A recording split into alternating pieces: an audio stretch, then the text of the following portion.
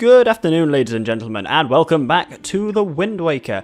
In the last episode, we broke into Ganon's tower, had a little bit of a fight with Ganon, didn't end too well for us. Apparently the Master Sword does not sparkle with the power to repel evil, whatever that means. He recognised that Tetra here apparently had a piece of the Triforce. That's interesting, certainly, so we have come and brought her here to the castle beneath the waves to see what we can learn.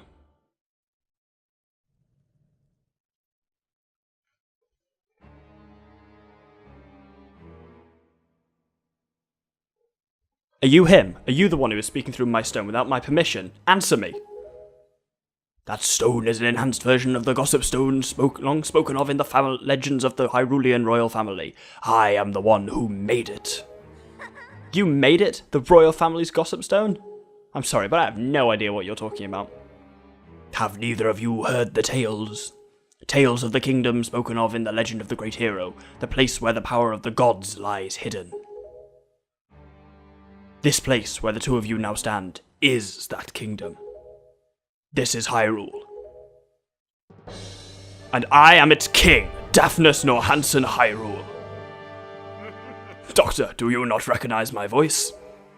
Indeed, I am the one who guided you here. I am the king of Red Lions. There was no need for me to reveal my true identity to you, so long as that blade, the Master Sword, could defeat Ganon. But both of you must listen to me. Once, long ago, this land of Hyrule was turned into a world of shadows by Ganon, who sought to obtain the power of the gods for his own evil ends. My power alone could not stop the fiend, and our only choice was to leave the fate of the kingdom in the hands of the gods. When the gods heard our pleas, they chose to seal away not only Ganon, but Hyrule itself, and so, with a torrential downpour of rains from the heavens, our fair kingdom was soon buried beneath the waves, forgotten at the bottom of the ocean. Yet all was not lost, for the gods knew that to seal the people away with the kingdom would be to grant Ganon's wish for the destruction of the land. So before the sealing of the kingdom, the gods chose those who would build a new country and commanded them to take refuge on the mountaintops. Those people were your ancestors. Hundreds of years have passed since then. So long as Ganondorf was not revived, Hyrule would remain below, never waking from its slumber. Tetra, come to me.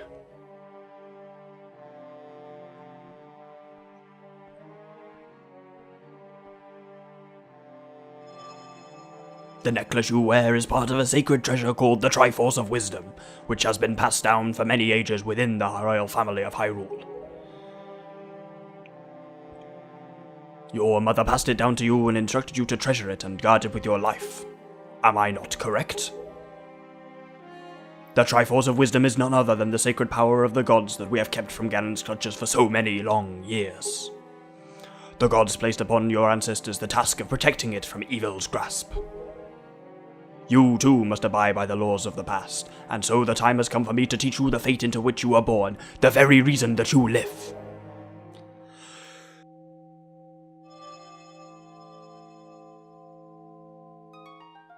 It's like the opening of Link to the Past. Lol.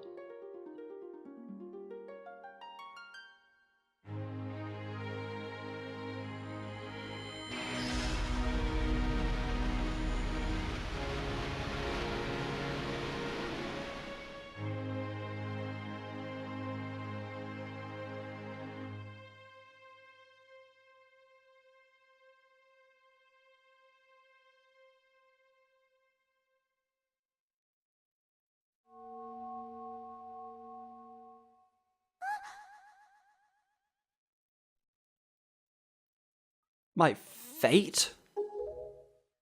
You are the true heir of the royal family of Hyrule, the last link in the bloodline. You are Princess Zelda. Zelda? I'm a princess? You are confused, aren't you? I suppose such is to be expected. Doctor, I am terribly sorry you have been caught up in these events. But now that it is known that Tetra is indeed Princess Zelda, Ganon will be searching frantically for this child in an attempt to get the power of the gods that she possesses. He will not rest until he has found her.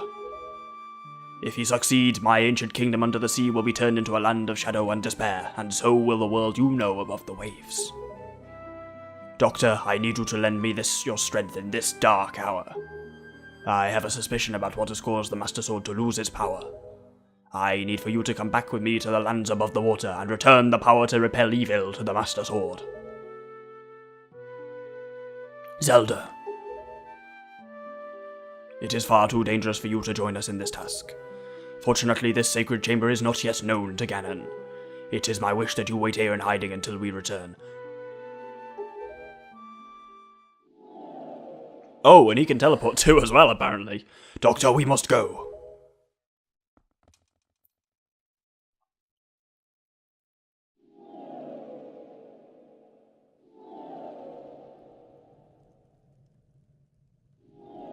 It would almost be quicker to walk the kind of distances he's teleporting.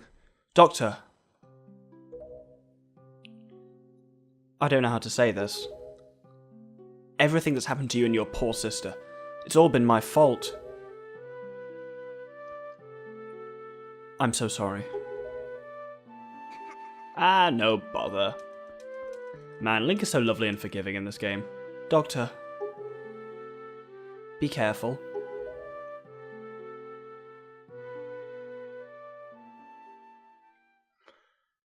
So yeah, twisty, twisty, twisty, twist there. All of the twists in the game, pretty much. My only problem with that whole twist is it's all great and well and good, but I don't like how much Tetra's personality changes once she is revealed to be Zelda. Like, she suddenly becomes more kind of, ooh, I'm a princess, kind of like princessy. She doesn't have the kind of kick-ass attitude that Tetra had, which is slightly sad. But anyway. Doctor, listen well. The fact that the Master Sword lost the power to repel evil suggests to me that something has happened to the sages who infused the blade with the god's power. The sages should be here in Hyrule, in the Wind Temple to the north, and the Earth Temple to the south, praying to the gods. You must head for these two temples to see what has happened to the sages, and to attempt to find a way to recover the power to repel evil. Unfortunately, Ganon seems to have erected some sort of magical barrier down here in Hyrule. Hyrule? Hyrule. Hyrule. Hyrule. Not Hyrule. Good lord. Foolish Doctor, blocking our paths to the temples.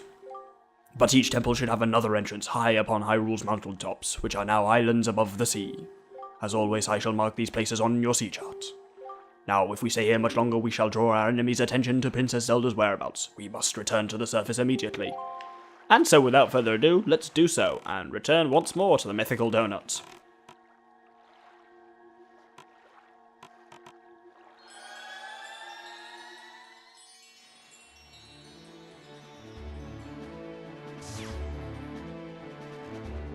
Doctor, do you know the legend of the Hero of Time? Once, long ago, he defeated Ganon and brought peace to the kingdom of Hyrule. A piece of the Triforce was given to the Hero of Time, and he kept it safe, much as Zelda kept hers. That sacred piece is known as the Triforce of Courage. When the Hero of Time was called to embark on another journey and left the land of Hyrule, he was separated from the elements that made him a hero. It is said that at that time, the Triforce of Courage was split into 8 shards and hidden throughout the land. Even I do not know where they rest, but I know this much. They lie hidden somewhere in this great sea. Might you have crossed paths with someone who knows about things that lie hidden in the depths of the sea? Well, fret not if you can think of no one, though maybe you would come upon the knowledge by asking around in a place where many people gather. So, some very cryptic hints there from the King of Red Lions. What we need to do now, as he said, is investigate the Wind and Earth temples and kind of see what the crack is there. But of course, no, we won't be doing that yet, not for a while. Instead, we are going to sail off. We are going to sail over to the west, to Cyclops Reef. Now, once we are at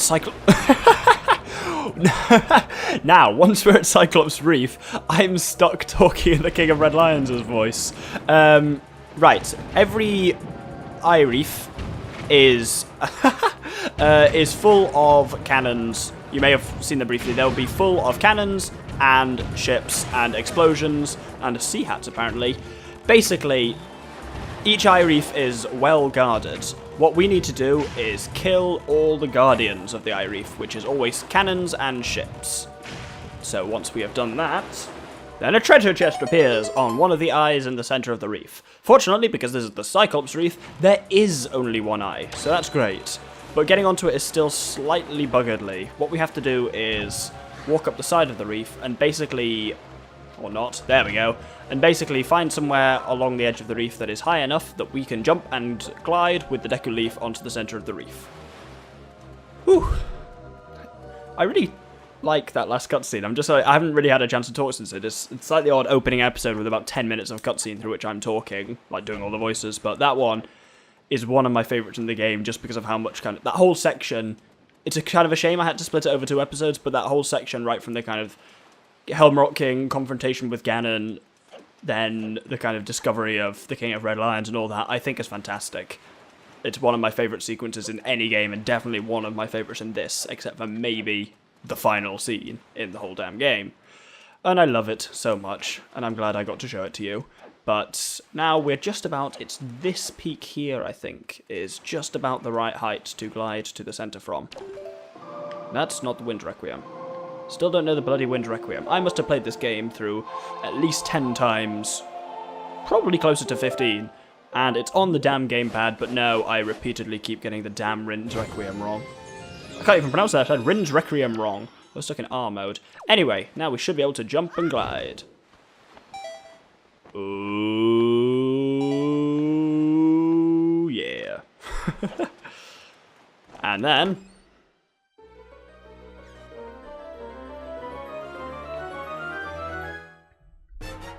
you got treasure chart number 21. Here's an interesting thing. Look at the visualizer at the moment. You'll notice, number 1, that's Cyclops Reef. That's where we are now. And number 2, it leads to something we haven't seen before. That's not a rupee or a heart piece. Interesting, isn't it? Unfortunately, because it's right here, I can actually just open up treasure chart 21 now. And the light has not appeared. Oh, there it is. It has appeared. So it's pretty damn close to us. So I'm just going to sail over there now and get it.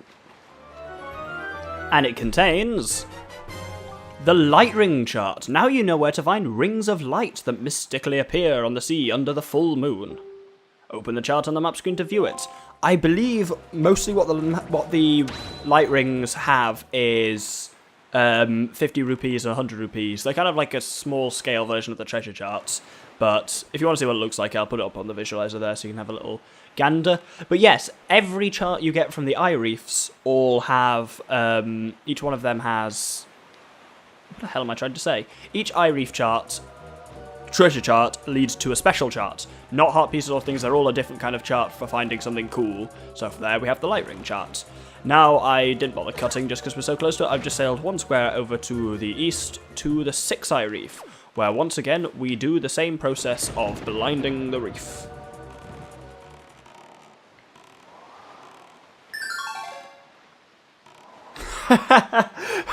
That sound, ladies and gentlemen, you just heard then, was my forest water returning to normal after the Koroks, which was about 3 episodes ago now. I completely forgot that I still had it because it's been so many cutscenes since then. Half an hour has only just passed, technically, in terms of gameplay time since I started the Koroks quest. That's highly amusing. Anyway, this cannon here should be the last one. Yeah. So once again, I'm going to find a place to glide over there.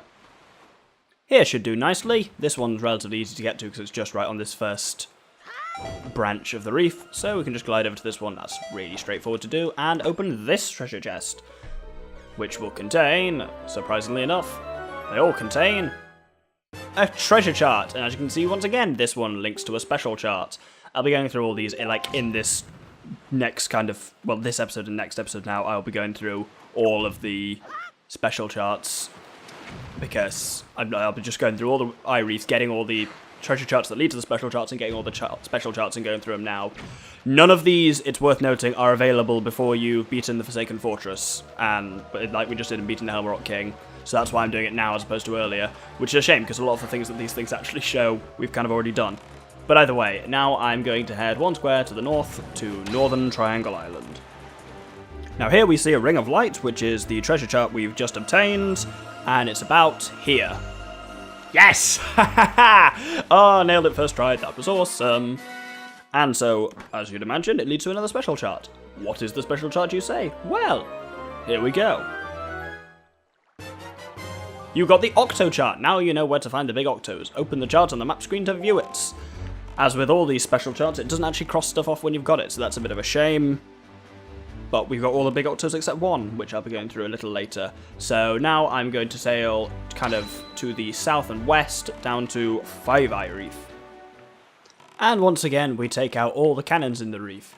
This, in case you were wondering, is the main advantage of getting all the bomb upgrades, because otherwise you'll be fueling your bombs all the time. But with the kind of 75, so 72 now that we've got left, this task should be no problem for us. This one's kind of cool because it's got a set of like these kind of double guns in the middle eye, which is cool. It's got, oh, did I get 2 in 1? That was awesome. Like most of the guns come in pairs on 5 Eye Reef, which is kind of awesome. And once again, a chest appears in the middle when you're done. Now this time it's slightly odd because as you can see, the chest is on the central one. From here we actually have to jump and glide onto this one. Then once we get here, we then turn around, change the direction of the wind. I've learned the wind requiem now. Yeah, get me. And then from this eye, we can glide onto the central eye. Just kind of, maybe. Can we? Do we? Yes, we do. And we open the chest. And we open the chest.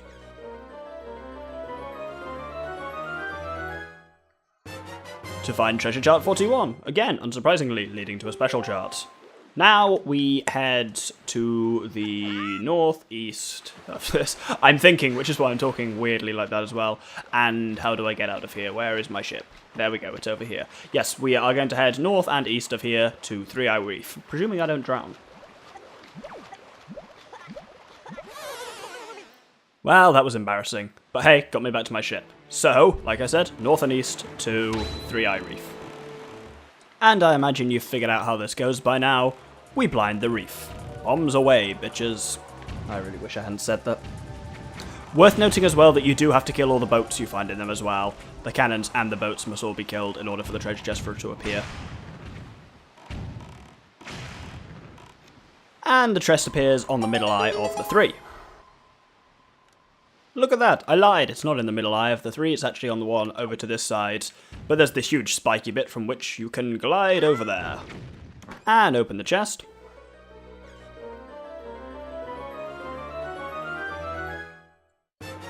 And receive treasure chart 32, which contains another special chart. Now we are going to sail, for once, we're not going to an eye reef. For probably the final island this episode, we are going to sail 1 square north of here to Western Fairy Island. And so here, we can dismount. This is one of only 2 fairy islands that we haven't actually visited at all yet. Like, if you recall back with all fairy islands, it has a blue choo-choo. Okay, apparently we... You know, I thought hitting with the skull hammer killed them without zapping you, but apparently it does both. I love that facial expression as well. Anyway, the postbox is bouncing, so there's 2 letters in there for us, I believe. Good morning, letters for the doctor. We have 2 letters. Yeah, I was right. Here's your letter. This parcel has been sent cash on delivery. Postage due is 201 rupees. Will you pay? Ugh, some cheapskate. Who do we know that's a massive cheapskate? To the esteemed Mr. Fairy Person, thank you very much for your purchase. Encloses an incredible chart. This chart will tell you where you can find Triforce charts and Triforce shards. I want you to use it to find lots of them. They are my favourite kind of items.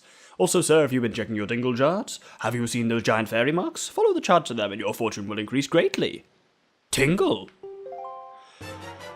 Unsolicited mail from the creepy bastard himself. But yes, we get the incredible charts, which shows us where Triforce charts and Triforce shards are located. Which was, we had that cryptic message from the King of Red Lions saying, kind of, oh, keep your eye out for these, and then just Tingle just sends us a chart just saying, oh, here they are. I'll put a picture up on there. There's some weird stuff about that chart, but I'll talk about that more when I get to it, which will be much later in the game. For now, our second letter is from, well, I don't know who it's from, That's from our sister, from Ariel. How have you been, big brother? I'm here on the pirate ship writing you this letter. Isn't this neat? How do they send a letter from a ship? Anyway, at first I was really scared, but I mean, they're all actually nice. For pirates, I mean. Mr. Gonzo is a really big guy, but ever since Miss Tetra left, he's been crying like a baby. Mentioned that last episode. It's kind of funny, but sort of sad too. Nudge is a little strange, but nice too, and as for Senza, his beard makes him look pretty mean, but he tells really cool stories when he gets in the right mood. Zuko's kind of weird, and Mako's pretty quiet. Mako immediately gets mad when I tried to take his glasses, so I do that a lot. Yeah, his least favourite thing was listed on his figurine as having his glasses touched by strangers, so I can't blame the man. As usual, Nico's fooling around. He won't take anything serious. Actually, he seems sad not to have you around anymore. Were you guys good friends? Yeah, I was the bitch's swabby. I helped them all out with their chores, and they actually paid me a little for it, so I'm sending the money to you. Please use it, big brother. I'll loan you my telescope for a little longer, but you have to return it to me eventually, okay? I'm doing fine here, so don't you worry. I'm taking care of myself, so you be sure to take care of yourself. Good luck, Hyrule. Yes, I know I'm still pronouncing her name wrong. I don't care. And we got 20 red rupees. 20 red rupees? That would be 200. No, 400. No, we got 20 rupees. Now, the entrance to there is on fire. If we try and walk in, we get set on fire. Obviously. But now, we have a button here. Hey! And now we can enter this fairy island. So this one you can only do after having beaten the Forsaken Fortress and thus got the Skull Hammer. And this, once again, we see another great fairy.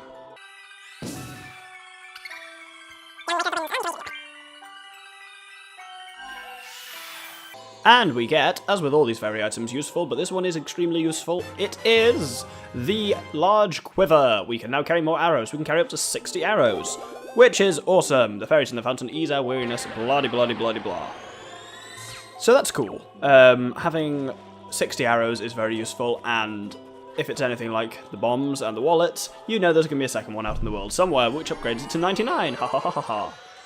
So that's going to be it for this episode. We found out a hell of a lot about the past of the Kingdom Beneath the Waves, Hyrule as we now know it to be, about Tetra, about the true nature of the King of Red Lions, and we've gone around and got some special charts and some regular charts that will lead us to special charts. Next episode, we'll just be gathering some more stuff across the Great Sea before starting to investigate the Wind and Earth temples and see what happened to the sages there, and see if they're responsible for the Master Sword losing its power to repel evil. So thank you very much, and I hope you'll join me next time for some more Wind Waker. Good day.